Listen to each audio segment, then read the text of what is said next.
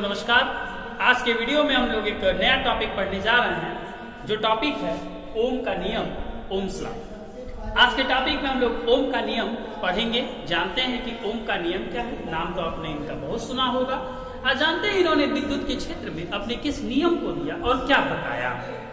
तो आपको बताएं कि सर जॉर्ज साइमन ओम ने बताया कि किसी परिपथ में बहने वाली धारा तथा उनके सिरों के मध्य लगने वाले विभवांतर के बीच में संबंध बताया। यानी कोई सर्किट है, कोई इलेक्ट्रिक सर्किट है, उसमें कोई करंट फ्लो हो रहा है और उसके टर्मिनल पर वोल्टेज लगा हुआ है, तो करंट और वोल्टेज में क्या रिलेशन है, इसी रिलेशन को सर जॉर्ज साइमन ओम ने बताया, जिसे ओम्स लॉ कहा जाता है। तो आइए जानते हैं उन्होंने नियम क्या बताया। उन्होंने नियम बताया, यदि किसी चालक की भौतिक अवस्थाएं जैसे ताप, दाब, ये सब अपरिवर्तित रहे, भौतिक अवस्थाएं, फिजिकल स्टेट किसी भी मटेरियल का अपरिवर्तित रहे, तो चालक के सिरे पर लगाया गया विभवांतर तथा चालक में बहने वाली धारा दोनों एक दूसरे के अनुक्रमानुपाती होता है। अर्थात उन्होंने बताया कि V, चालक के सिरों पर लगाया गया विभवांतर V is directly proportional to the current I। उन्होंने बताया कि V प्रोपोर्शनल होता है I की। मतलब क्या है कि अगर I की वैल्यू बढ़ेगी तो V की वैल्यू बढ़ेगी, और अगर I की वैल्यू घटेगी तो V की वैल्यू घटेगी। जितना ज्यादा वोल्टेज उतना ज्यादा करंट, जितना कम वोल्टेज उतना कम करंट, ये इन्होंने अपने नियम में बताया। अब अगर ये प्रोपोर्शनल कांस्टेंट को हटाते हैं तो हम पाते हैं कि V इक्वल्स, और ये प्रोपोर्शनल कांस्टेंट की जगह आता है R I, और फिर देखते हैं कि V by I is equals R। ये होता है V by I equals R क्यों होता है। अब V बाई I यानी वोल्टेज और करंट का जो अनुपात होता है वह प्रोपोर्शनल कांस्टेंट के बराबर होता है, जिसे हम R लिखे हैं। R को ही हम प्रतिरोध करते हैं, R को ही हम प्रतिरोध करते हैं। किसी चालक में उसका प्रतिरोध उसके आकार, उसके पदार्थ और तापमान पर निर्भर करता है। यही ओम का नियम है। ओम का नियम जानने के बाद अब हम लोग करते हैं ओम के नियम का सत्यापन। इस टॉपिक में हम लोग पढ़ेंगे कि ओम का नियम सत्यापित कैसे हुआ, ओम ने इस प्रयोग को किया कैसे हुआ। तो आपको हम बताएं कि ओम का नियम सिर्फ और सिर्फ उन्हीं चालकों के लिए सत्य है जो चालक धातु के बने होते हैं। जो चालक धातु के बने होंगे, मेटल के बने होते हैं, वहीं पर ओम का नियम सत्य है। और बता दें आपको कि ओम का जो नियम है यह छोटे सर्किट के लिए है, छोटे सर्किट के लिए यह सत्य है, बहुत बड़े सर्किट के लिए नहीं सत्य है। आपको हम बताएं, अब जैसे आपने देखा होगा कि जो टावर होते हैं, बड़े बड़े टावर होते हैं, उस टावर से वायर जाता है, ठीक है। आप सुने होंगे बहुत दूर से लाइट इसमें आ रहा है, बड़े बड़े ऊंचे ऊंचे टावर लगे हैं, उस पर भी आ रहा है। तो आपको बताएं वो बड़े वोल्टेज का सर्किट है और उस वहां पर ओम का नियम फॉलो नहीं होता है। जैसे अभी आपने पढ़ा ओम के नियम में कि V is directly proportional to I होता है, यानी वोल्टेज बढ़ाएंगे करंट बढ़ेगा, करंट बढ़ेगा वोल्टेज बढ़ेगा। लेकिन वहां पर बड़े बड़े टावर का जो लाइट आता है वहां पर ये सत्य नहीं होता है।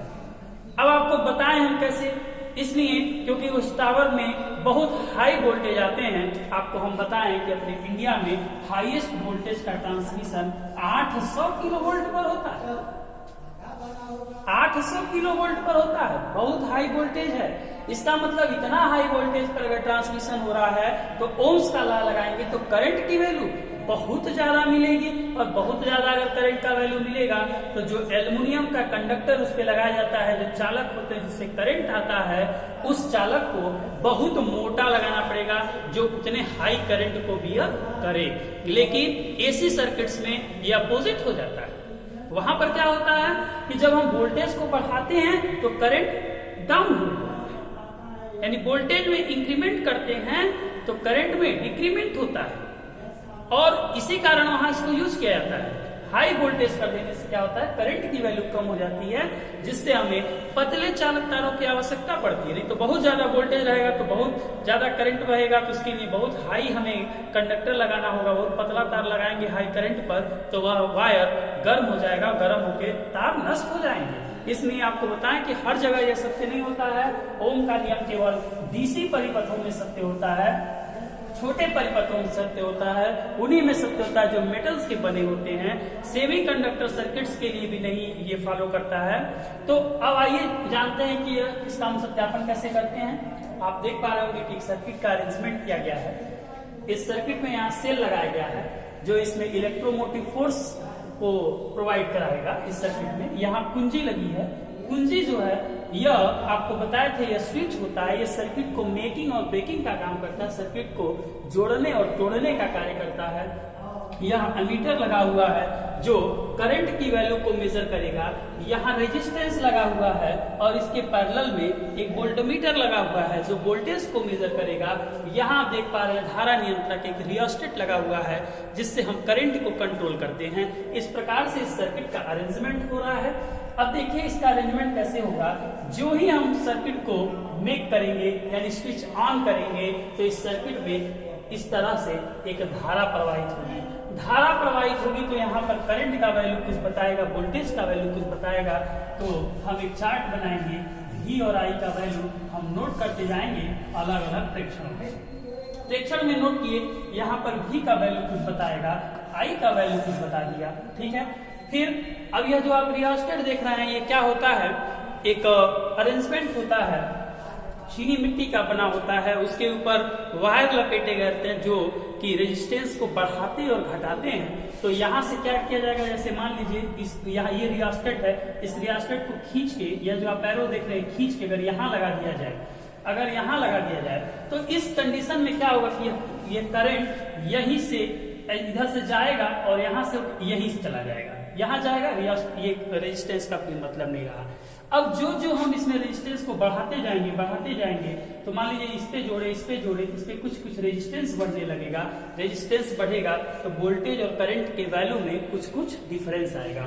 तो अलग अलग प्लेस पर इसको थोड़ा थोड़ा जोड़ते जाएंगे और V और I का वैल्यू लेते जाएंगे। 3-4 प्रेक्षण लेंगे। इसके बाद हम V अपान I करेंगे जिसकी वैल्यू R के बराबर होगी।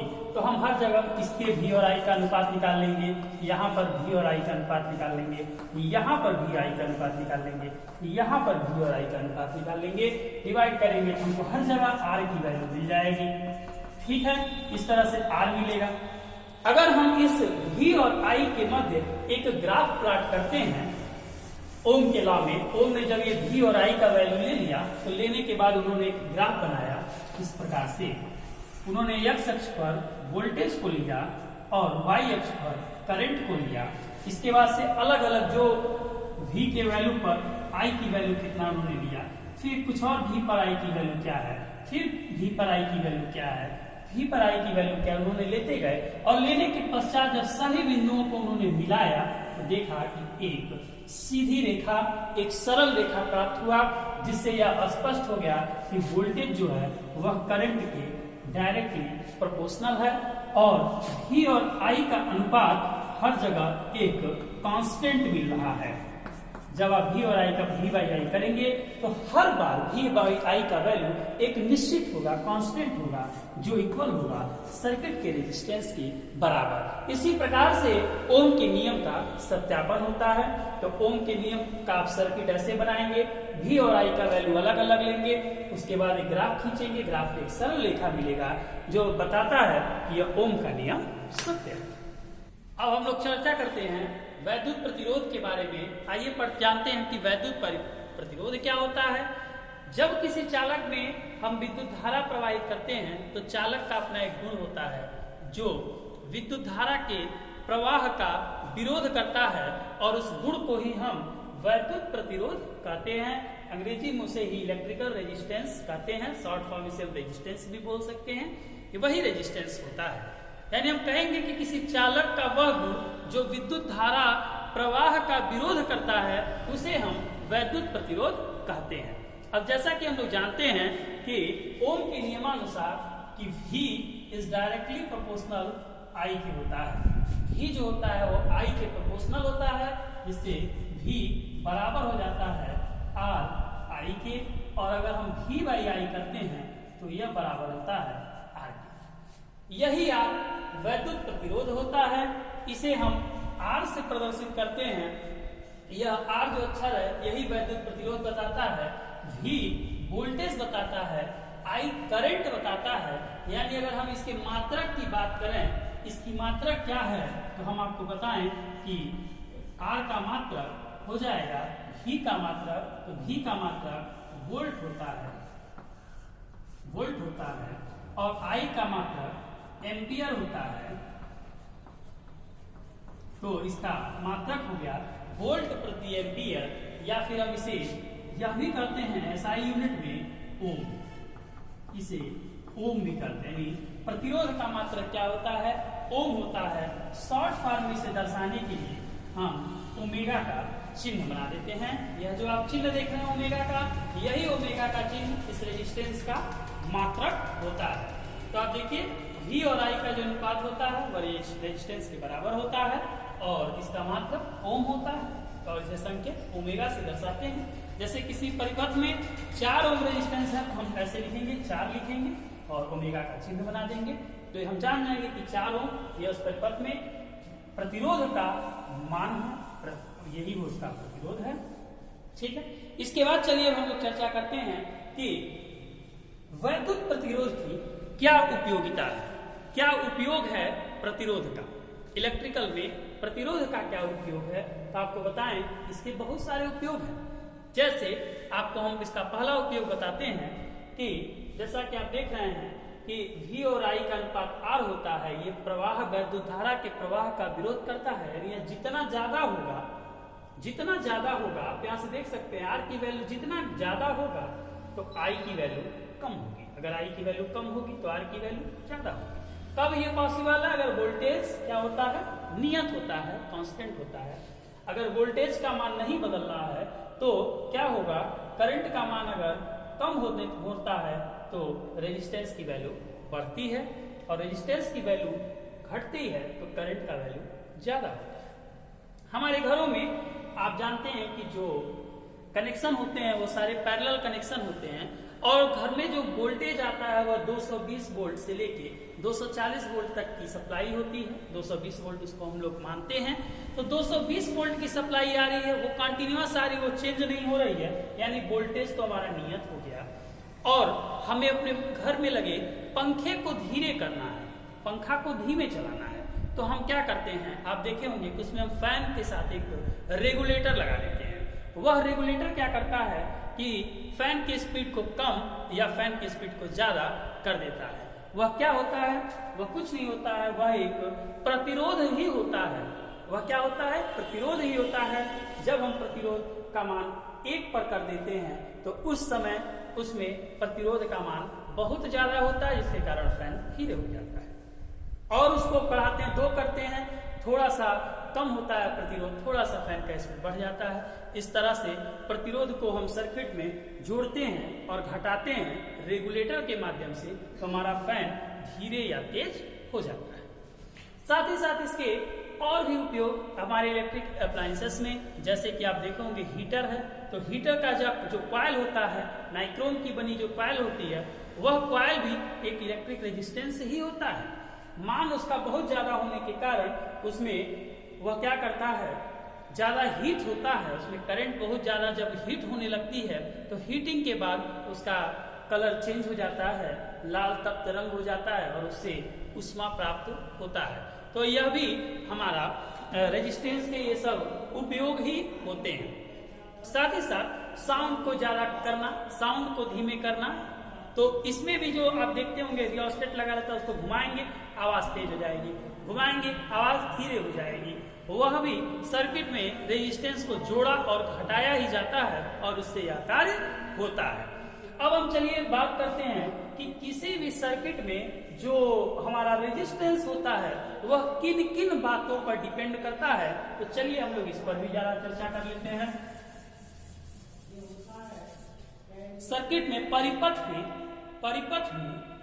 प्रतिरोध की निर्भरता किस पर निर्भर करता है? तो आपको बताएं कि किसी परिपथ में जो रेजिस्टेंस होता है R, यह निर्भर करता है उसकी लंबाई पर। जितना लंबा तार होगा उतना ज्यादा प्रतिरोध होगा, जितना छोटा तार होगा उतना कम प्रतिरोध होगा। अंडरस्टैंड? साथ ही साथ यह अनुक्रमानुपाती होती है उसके क्रॉस सेक्शनल एरिया की, इनवर्सली प्रोपोर्शनल 1/3। जितना ज्यादा क्रॉस सेक्शनल एरिया उतना कम प्रतिरोध, जितना कम क्रॉस सेक्शनल एरिया उतना ज्यादा प्रतिरोध। ठीक है, तो आप ये भी देख पा रहे हैं क्रॉस सेक्शनल एरिया का मतलब, यह जैसे मान लीजिए यह कोई चालक तार है, तो इस चालक तार का यह जो एरिया है यही क्रॉस सेक्शनल एरिया। ठीक है, यही क्या है? Cross sectional area. जितना हम इसको कम कर देंगे, इसकी एरिया को हम जितना कम कर देंगे, जितना पतला करते जाएंगे वायर, यह पतला करते जाएंगे, कम करते जाएंगे, तो इसकी वैल्यू बढ़ते जाएगी, और इसको अगर बढ़ाते जाएंगे तो इसकी वैल्यू घटते जाएगी। तो यह हो गया हमारा। ठीक है, अगर हम इसे मिलाते हैं, इसे हम आपस में मिलाते हैं इन दोनों को, तो देखिए क्या मिलेगा? R is inversely proportional L/A, यानी R बराबर हो जाएगा, जब ये प्रोपोर्शनल कांस्टेंट हटता है देखो रो आता है रो L/A, R बराबर रो L/A। अब बात आता है, इसको हम रो पढ़ते हैं, तो रो जो होता है ये रो, यह रो क्या होता है? रो को हम विशिष्ट प्रतिरोध कहते हैं, यह विशिष्ट प्रतिरोध होता है। तो विशिष्ट प्रतिरोध यहां से अगर हम देखें तो रो का मान हो जाएगा R×A/L।